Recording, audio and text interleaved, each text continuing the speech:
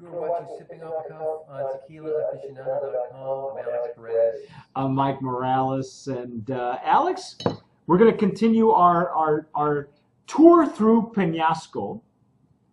And you can see this is the Reserva del Pueblo. This is the extra añejo on that line. It kind of, you know what the bottle reminds me of? What's that? Chinaco. Yeah, the old Chinaco. The old Chinaco. The old hand-blown Chinaco. I don't know if that was on purpose or anything, but the flavor profile, the notes tell us that these are they're still aged in American oak barrels between 39 and 42 months. So, as I said to Alex on camera, this is kind of the same color that I was expecting the Anejo to look like, but that wasn't the case. As we mentioned in the previous show, the Anejo kind of took a giant leap from the Reposado to this Anejo that was just so different for me. This one is a little deeper in color.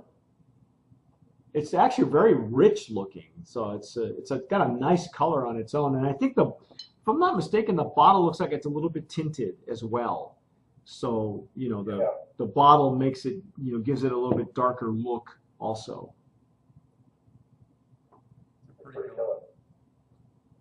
Yeah, I'll have to say all of the colors, regardless of whether they match or not, all the coloring on Penasco has been very, very pretty.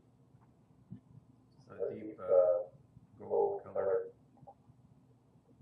Consistent legs all the way through on all the varietals.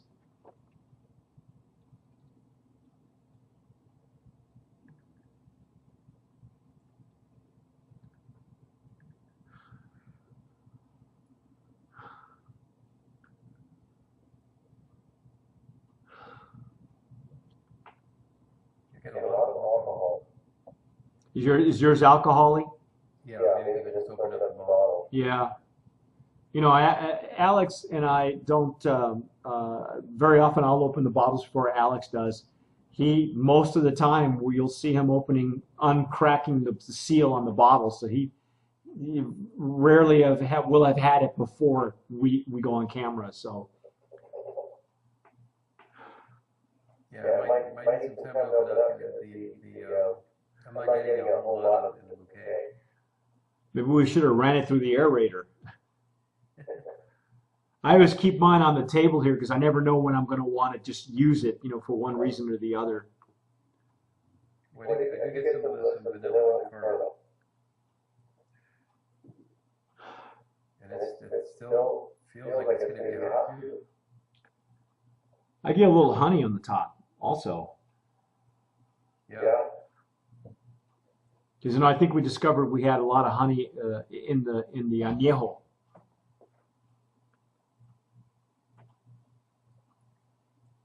Wow.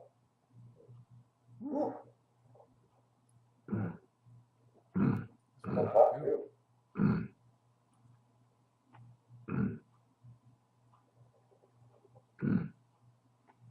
Yeah, I get real big doses of honey and the pepper's there, man.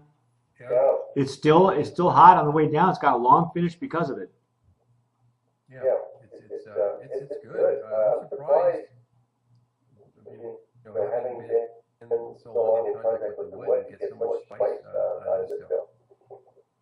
Yeah, I expected it to be a little more, maybe more rounder, more mellower. deeper. Yeah. I think it's very reminiscent of some of the more expensive extra añejos Yeah. that you and I have had before.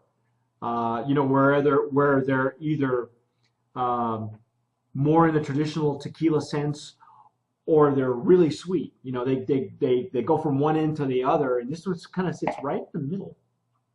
Yeah, this is good. Yeah, you know what? For the price, you really can't go wrong with this line. And I think that's what Del Bravo Imports and Larry Large, the principals in the company, were leaning toward. That there wasn't an entire line from Blanco to Extra Añejo that was extremely affordable for the average consumer. I don't think you're going to find this any more expensive, like in the 40. If it even hits 50, I'll be very surprised. Really? Yeah, I think it's between 45 and below. Yeah, that's very affordable. Yeah, that only means that the rest of the line is right there. I think overall, this is a really highly recommended brand. I know one of their varietals, the Reposado, was an award winner. Alex and I really, really enjoyed the Blanco. I think the Añejo took an entire leap forward. But this is a really solid Extra Añejo. And because of the price, Alex, I think that it would be, you would probably be able to, you wouldn't feel bad playing with it in a cocktail. Right. And I think that was the whole. Yeah, well, typically you can only sip on this. It's, usually the Extra Añejo is very, very expensive. Mm-hmm. So I'm hoping they're keeping their price point just right, so the average consumer can buy it and try it. Yeah. It's very nice. I highly recommend it. Yeah, I think this is a highly recommended brand. The entire line is I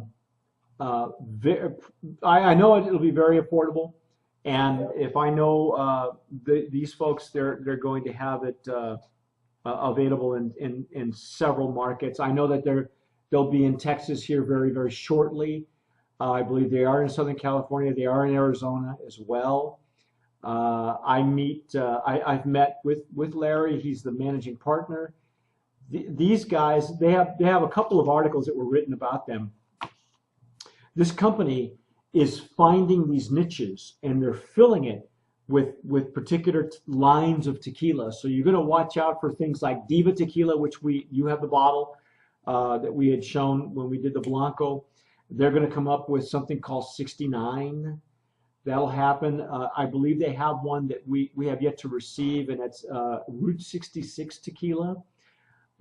That's coming. We'll probably have that on the show here sooner or later.